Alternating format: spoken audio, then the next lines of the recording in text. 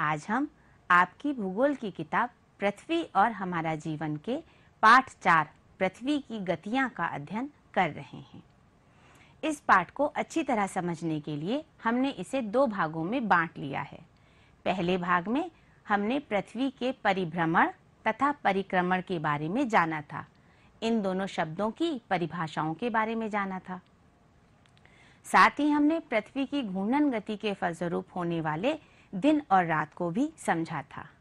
आज इस पाठ के दूसरे भाग में हम पृथ्वी की वार्षिक गति को विस्तार से समझेंगे। साथ ही वार्षिक गति के कारण होने वाले ऋतु परिवर्तन को भी विस्तार में जानेंगे। पृथ्वी को ताप के आधार पर कितने ताप कटिबंधों में बांटा गया है, इसकी भी चर्चा हम आज की कक्षा में करेंगे। बच्चों, आज की कक्षा शुरू करने से पहले हम एक बार भाग 1 में सीखी गई बातों को दोहरा लेते हैं। देख लेते हैं कि हमने भाग 1 में क्या क्या जाना था। भाग 1 में हमने परिभ्रमण और परिक्रमण की परिभाषा को जाना था। पृथ्वी अपनी धुरी या अक्ष पर लगातार घूमती रहती है और पृथ्वी का अपनी धुरी या अक्ष पर घूमना परिभ्रमण कहलाता है। हमारी पृथ्वी अपनी धुरी पर घूमने के साथ साथ सूर्य के चारों ओर एक निश्चित दीर्घ वृत्ताकार पथ पर परिक्रमा करती है। इस परिक्रमा करने को ही पृथ्वी का परिक्रमण कहते हैं। पृथ्वी के अक्ष और कक्षा तल को भी हमने विस्तार से जाना था। पृथ्वी की धुरी या अक्ष एक काल्पनिक रेखा है जो पृथ्वी के दोनों सिरों उत्तरी ध्रुव और दक्षिणी ध्रुव और साथ ही मध्य बिंदु से होकर के गुजरता है। पृथ्वी सूर्य के चारों ओर एक निश्चित दीर्घ वृत्ताकार पथ पर परिक्रमा करती है। जिस पथ पर ये परिक्रमा करती है उसे हम पृथ्वी की कक्षा कहते हैं। यदि पृथ्वी की कक्षा को एक समतल के रूप में मान लिया जाए तो इसे ही हम पृथ्वी का कक्षा तल या कक्षीय समतल कहते हैं। इसे हमने पिछले भाग में बहुत विस्तार से समझा था। पृथ्वी की दैनिक गति या घूर्णन गति, हमने जाना था कि पृथ्वी की परिभ्रमण गति को ही पृथ्वी की दैनिक गति या घूर्णन गति कहते हैं, क्योंकि पृथ्वी को अपनी धुरी या अक्ष पर पूरा एक चक्कर लगाने में 24 घंटे लगते हैं और हम जानते हैं कि 24 घंटे का एक दिन होता है। तो इसीलिए पृथ्वी की परिभ्रमण गति को दैनिक गति भी कहा जाता है। साथ ही पृथ्वी चूंकि एक ही अक्ष के चारों ओर घूमती है, इसलिए इसे घूर्णन गति भी कहते हैं। तो पृथ्वी की परिभ्रमण गति, दैनिक गति या घूर्णन गति एक ही बात है। इसे आप अच्छी तरह ध्यान रखिएगा। पृथ्वी के इस प्रकार घूर्णन करने के कारण 2 प्रभाव होते हैं। क्रमशः दिन और रात होते हैं और सूर्य, चंद्रमा आदि हमें पूर्व से पश्चिम की ओर जाते हुए दिखाई देते हैं। इन बातों पर भी हमने पूरी तरह चर्चा की थी। पृथ्वी पर जब जो हिस्सा सूर्य के सामने होता है वह प्रकाशित होता है तो वहां पर दिन होता है, और जिस हिस्से पर सूर्य का प्रकाश नहीं पहुंच पाता वहां अंधकार होता है, इसलिए वहां पर रात होती है। पृथ्वी पर जो वृत्त दिन तथा रात को विभाजित करता है उसे प्रकाश वृत्त कहते हैं। हमारी पृथ्वी पश्चिम से पूर्व दिशा की ओर घूर्णन करती है। इसी कारण से हमें सभी आकाशीय पिंड सूर्य, चंद्रमा आदि पूर्व से पश्चिम की ओर गति करते हुए दिखाई देते हैं। ये दोनों ही बिंदु पृथ्वी की घूर्णन गति के प्रभाव हैं। हमने पृथ्वी के परिक्रमण को भी जाना था। पृथ्वी का सूर्य के चारों ओर परिक्रमा करना परिक्रमण कहलाता है और हमने अधिवर्ष को भी समझा था। आइए हम पिछले भाग के कुछ चित्रों को देख करके अपने पिछले भाग को और अच्छी तरह याद कर लेते हैं। आपने ये सभी चित्र पिछले भाग में देखे थे। पहला चित्र पृथ्वी की घूर्णन गति को दिखा रहा है। हमारी पृथ्वी पश्चिम से पूर्व दिशा की ओर घूर्णन करती है। उसके नीचे जो चित्र आपको दिखाई दे रहा है ये पृथ्वी पर प्रकाश वृत्त को दिखा रहा है। प्रकाश वृत्त वो है जो पृथ्वी पर दिन और रात को विभाजित करता है, उसे हम प्रकाश वृत्त कहते हैं। बीच वाला चित्र हमें ये दिखा रहा है कि हमारी पृथ्वी पश्चिम से पूर्व दिशा की ओर घूर्णन करती है, जिसके कारण सूर्य, चंद्रमा आदि आकाशीय पिंड हमें पूर्व से पश्चिम की ओर जाते हुए या गति करते हुए दिखाई देते हैं। ये आखिरी चित्र जो आपको नीला वृत्त दिखाई दे रहा है, ये तो आपको अच्छी तरह याद होगा। ये नीला वृत्त हमारी पृथ्वी को दिखा रहा है और इस पर देखिए पृथ्वी की धुरी बनी हुई है जो दोनों ध्रुवों और मध्य बिंदु से गुजर रही है रेखा, वो पृथ्वी की धुरी है। और इस पर हमने अच्छी तरह से पृथ्वी के अक्ष और कक्षातल को पिछली कक्षा में जाना था। आइए अब हम देखें कि आज इस पाठ के दूसरे भाग में हम किन किन बिंदुओं पर चर्चा करेंगे। आज हम पृथ्वी की वार्षिक गति को विस्तार से समझेंगे। साथ ही वार्षिक गति के कारण होने वाले मौसम में बदलाव यानी ऋतु परिवर्तन को समझेंगे। पृथ्वी और सूर्य के बीच की दूरी के आधार पर अपसौर और उपसौर क्या होते हैं, इन्हें जानेंगे। सूर्य कब उत्तरायण होता है और कब दक्षिणायन होता है, ये कैसे पता चलता है, इसे भी हम आज की कक्षा में जानेंगे। विषुव किसे कहते हैं और वसंत विषुव और शरद विषुव क्या होते हैं, इनकी चर्चा भी आज की कक्षा में की जाएगी। बच्चों, हम ये जानते हैं कि दिन कभी छोटे होते हैं और कभी बड़े लंबे दिन होते हैं, तो ऐसा क्यों होता है? दिन और रात की अवधि किस प्रकार बदलती है, इसे भी हम आज की कक्षा में जानेंगे। और पृथ्वी को ताप के आधार पर कितने ताप कटिबंधों में बांटा गया है, इसकी चर्चा भी हम आज करेंगे। बच्चों, ये आपको चित्र ध्यान होगा, ये हमने अपनी पिछली कक्षा में भी देखा था।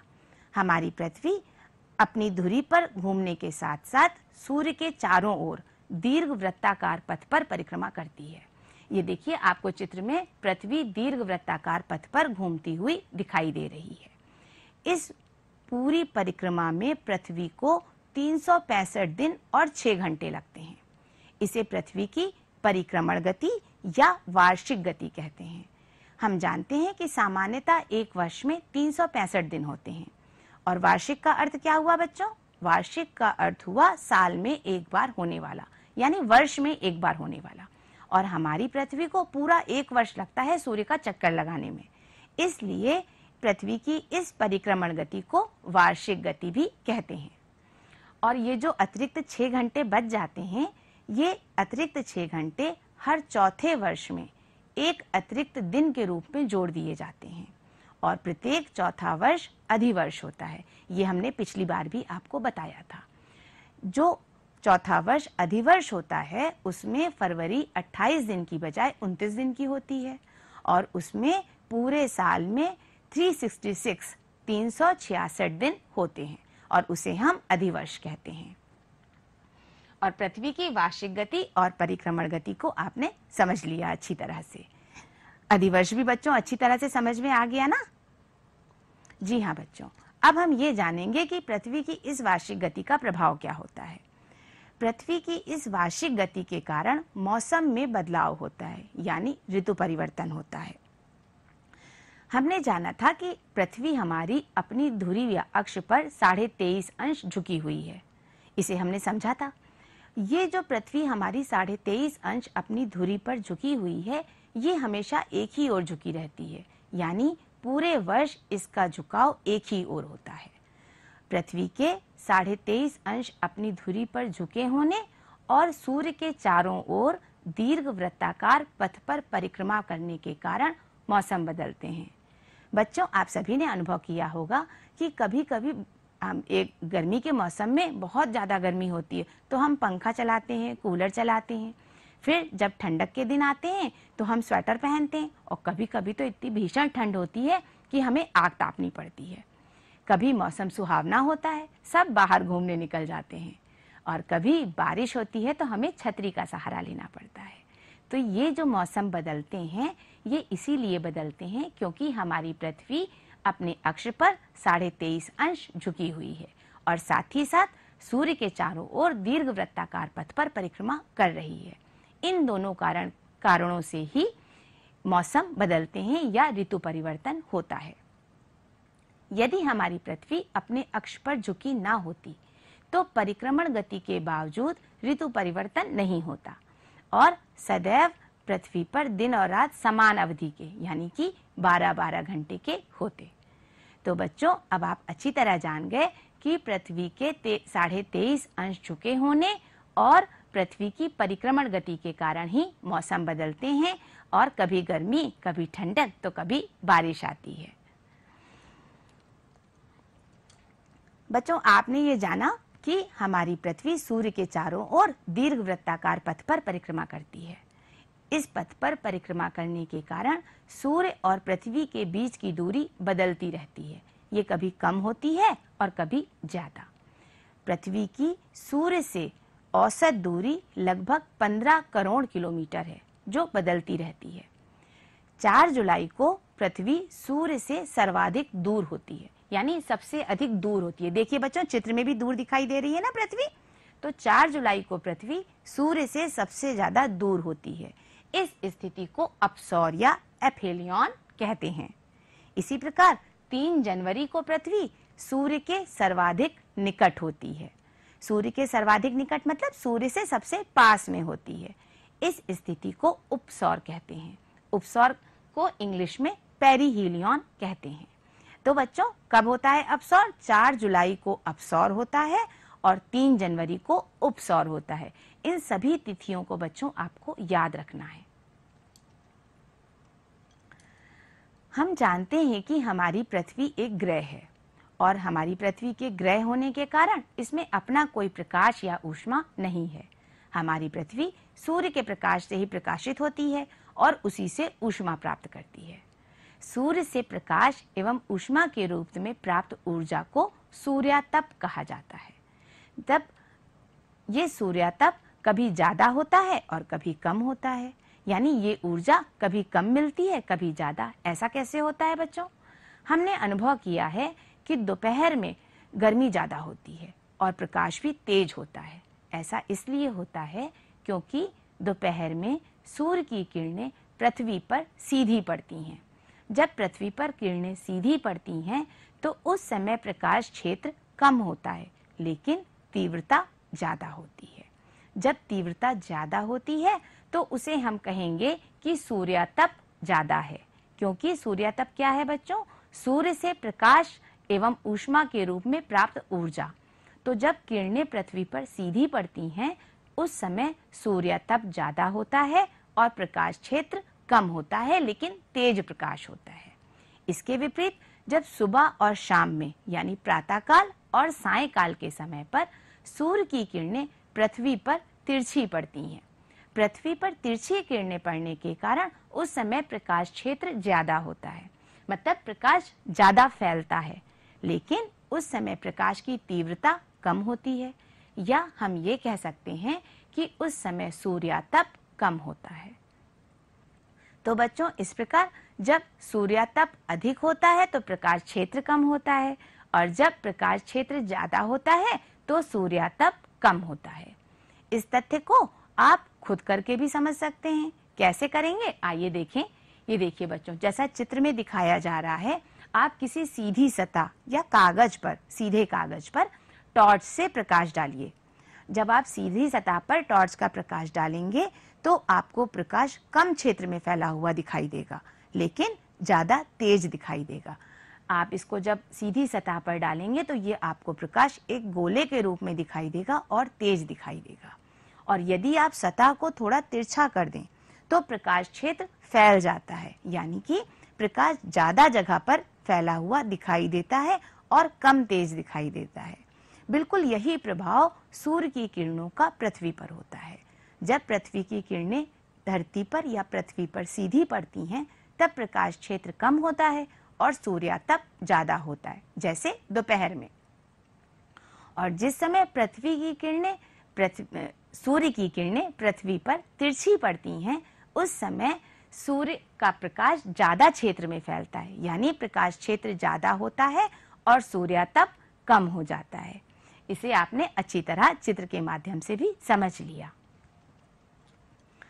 बच्चों, इस प्रकार हमने चर्चा करी कि जब सूर्य की किरणें सीधी पड़ती हैं तो सूर्यातप अधिक होता है, और जब सूर्य की किरणें तिरछी पड़ती हैं तो सूर्यातप कम होता है। इसी प्रकार जब सूर्य की किरणें उत्तर दिशा में सीधी पड़ती हैं, यानी कि उत्तरी गोलार्ध में जब सूर्य की किरणें सीधी पड़ती हैं तो वहां पर सूर्यातप अधिक होता है और वहां अधिक गर्मी होती है। और यदि सूर्य की किरणें दक्षिण गोलार्ध में या दक्षिण दिशा में सीधी पड़ती हैं तो वहां पर सूर्यातप अधिक होता है और वहां पर गर्मी होती है। सूर्य की सीधी किरणों के उत्तर या दक्षिण दिशा में पड़ने के आधार पर ही सूर्य का उत्तरायण होना और दक्षिणायन होना कहा जाता है। जब सूर्य की किरणें उत्तरी गोलार्ध में सीधी पड़ती हैं तो उसे हम सूर्य का उत्तरायण होना या उत्तर अयनांत कहते हैं, और जब सूर्य की किरणें दक्षिणी गोलार्ध में सीधी पड़ती हैं तो उसे हम सूर्य का दक्षिणायन होना कहते हैं। 21 जून को सूर्य कर्क रेखा पर सीधा चमकता है। इस स्थिति को सूर्य का उत्तरायण होना या ग्रीष्म संक्रांति कहते हैं। इस समय कर्क रेखा पर सर्वाधिक सूर्यातप होता है, यानी कि इस समय वहां पर बहुत गर्मी होती है। आर्कटिक वृत्त के उत्तर पूरे भाग में दिन होता है और अंटार्कटिक वृत्त के दक्षिण पूरे भाग में रात होती है। इस समय उत्तरी गोलार्ध में ग्रीष्म ऋतु और दक्षिणी गोलार्ध में शीत ऋतु होती है। बच्चों, इस बात को आप चित्र के माध्यम से भी समझिए। देखिए बच्चों, ये जो हमारी पृथ्वी दिखाई दे रही है, इसमें ये अक्ष वाली रेखा जिस पर उत्तर और दक्षिण लिखा हुआ है, इसका उत्तरी सिरा सूर्य की ओर झुका हुआ दिखाई दे रहा है। जब जो हिस्सा सूर्य की ओर झुका हुआ है वहां पर सूर्यातप ज्यादा होगा, इसीलिए इस समय उत्तरी गोलार्ध में सूर्यातप ज्यादा होता है और इसीलिए इसको सूर्य का उत्तरायण होना कहते हैं। यदि आप इसमें आर्कटिक वृत्त के ऊपर देखें तो वहां पर पूरे भाग में दिन होगा और इसी तरह दक्षिण दिशा में अंटार्कटिक वृत्त के दक्षिण में पूरे भाग में रात होगी। इस समय चूंकि उत्तरी गोलार्ध में अधिक सूर्यातप है तो वहां पर ग्रीष्म ऋतु होगी और दक्षिणी गोलार्ध में इस समय शीत ऋतु होगी। इसके बिल्कुल विपरीत 22 दिसंबर को सूर्य मकर रेखा पर सीधा चमकता है। इस स्थिति को शीत संक्रांति या मकर संक्रांति कहते हैं और इसे सूर्य का दक्षिणायन होना भी कहा जाता है। इस समय मकर रेखा पर सर्वाधिक सूर्यातप प्राप्त होता है। सर्वाधिक सूर्यातप का मतलब है कि वहां पर गर्मी बहुत ज्यादा होगी। इस समय अंटार्कटिक वृत्त के दक्षिण पूरे भाग में दिन होता है और उत्तरी गोलार्ध में आर्कटिक वृत्त के उत्तर पूरे भाग में रात होती है। इस समय उत्तरी गोलार्ध में शीत ऋतु होगी और दक्षिणी गोलार्ध में ग्रीष्म ऋतु होगी, क्योंकि यहाँ पर अधिक सूर्यातप प्राप्त हो रहा है। इस चीज को भी बच्चों आप अच्छी तरह से चित्र के माध्यम से समझ सकते हैं। देखिए बच्चों, इस समय आपको दक्षिणी सिरा, पृथ्वी का दक्षिणी सिरा यानी जो पृथ्वी का अक्ष है उसका दक्षिणी सिरा सूर्य की तरफ दिखाई दे रहा है और उत्तर वाला हिस्सा सूर्य से दूर दिखाई दे रहा है। जब दक्षिणी गोलार्ध सूर्य की ओर झुका हुआ है तो इस समय दक्षिणी गोलार्ध में ग्रीष्म ऋतु होगी और इसे हम सूर्य का दक्षिणायन होना कहेंगे। अच्छी तरह बच्चों चित्र से समझने का प्रयास करिए। देखिए, दक्षिणी वाला सिरा जो है वो सूर्य की तरफ दिखाई दे रहा है और उत्तर वाला हिस्सा सूर्य से दूर जाता हुआ दिखाई दे रहा है। इसे ही हम सूर्य का दक्षिणायन होना कहते हैं और 22 दिसंबर को सूर्य मकर रेखा पर सीधा चमकता है। बच्चों, इन तिथियों को आपको बहुत ध्यान से याद करना है। इस प्रकार हमने जाना कि वर्ष में एक बार सूर्य कर्क रेखा पर सीधा चमकता है और एक बार मकर रेखा पर सीधा चमकता है, परंतु वर्ष में 2 बार ऐसी स्थिति भी आती है कि जब सूर्य विषुवत वृत्त, विषुवत रेखा या भूमध्य रेखा पर सीधा चमकता है। आइए जानें ये तिथि कौन कौन सी हैं। इस चित्र को भी बच्चों ध्यान से देखिए। इसमें जो सूर्य के ऊपर और नीचे जो तिथि लिखी हुई है 21 मार्च और 23 सितंबर, इन दोनों तिथियों को 21 मार्च को और 23 सितंबर को सूर्य भूमध्य रेखा पर सीधा चमकता है। इस समय ना तो उत्तरी ध्रुव और ना ही दक्षिणी ध्रुव सूर्य की ओर झुका होता है। कोई भी ध्रुव इस समय सूर्य की ओर झुका हुआ नहीं होता है। इस समय सूर्य की सीधी किरणें भूमध्य रेखा पर पड़ती हैं।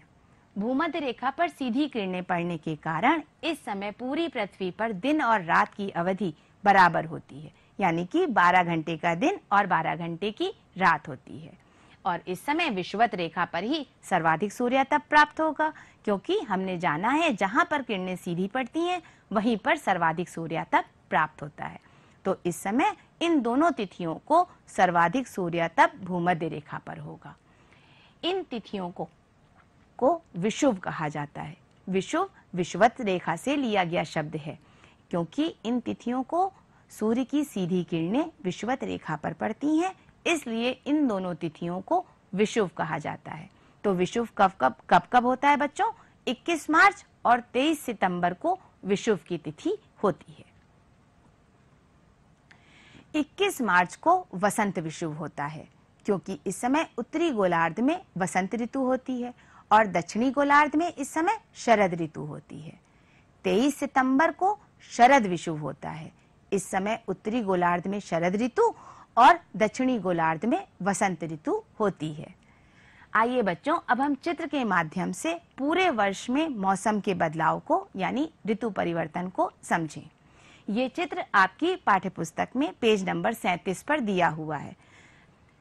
इस बच्चों, हमारा भारत देश उत्तरी गोलार्ध में है, इसलिए ऋतु परिवर्तन को हम उत्तरी गोलार्ध के संदर्भ में समझ रहे हैं। देखिए बच्चों, उत्तरी गोलार्ध में जनवरी में शीत ऋतु होती है ना। आपने भी जाड़े में देखा है, जनवरी में जाड़ा होता है ना हम सभी के वहाँ।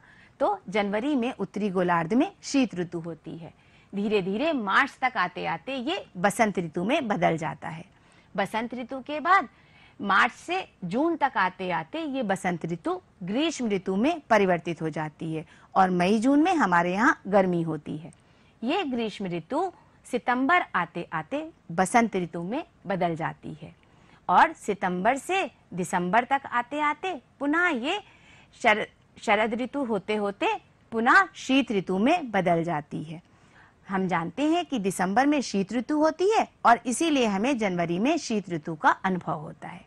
बच्चों, एक बार पुनः देख लेते हैं। जनवरी में शीत ऋतु होती है जो मार्च तक आते आते बसंत ऋतु में बदल जाती है। इसके बाद बसंत ऋतु जून तक ग्रीष्म ऋतु में परिवर्तित हो जाती है। ये ग्रीष्म ऋतु सितंबर तक आते आते शरद ऋतु में परिवर्तित होती है और ये शरद ऋतु दिसंबर तक आते आते शीत ऋतु में बदल जाती है, जिससे हमें जनवरी में पुनः शीत ऋतु का अनुभव होता है। ये पूरी चर्चा हमने उत्तरी गोलार्ध के संदर्भ में करी है। दक्षिणी गोलार्ध में स्थितियां बिल्कुल इसके विपरीत होती हैं। इसे आप चित्र के माध्यम से स्वयं भी समझने का प्रयास करिएगा और बोल करके देखिएगा और इन सब तिथियों को अच्छी तरह से ध्यान रखिएगा, क्योंकि इनसे संबंधित अभ्यास कार्य भी हम करेंगे।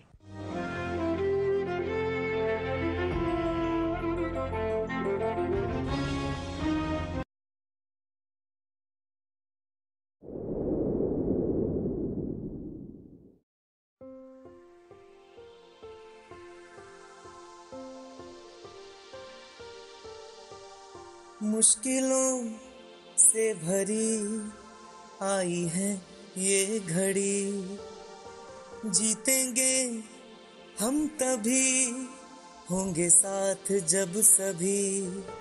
हो सूने पड़े चमन को, अपने देश वतन को, है फिर से हमें सजाना, है जीवन दीप बचाना।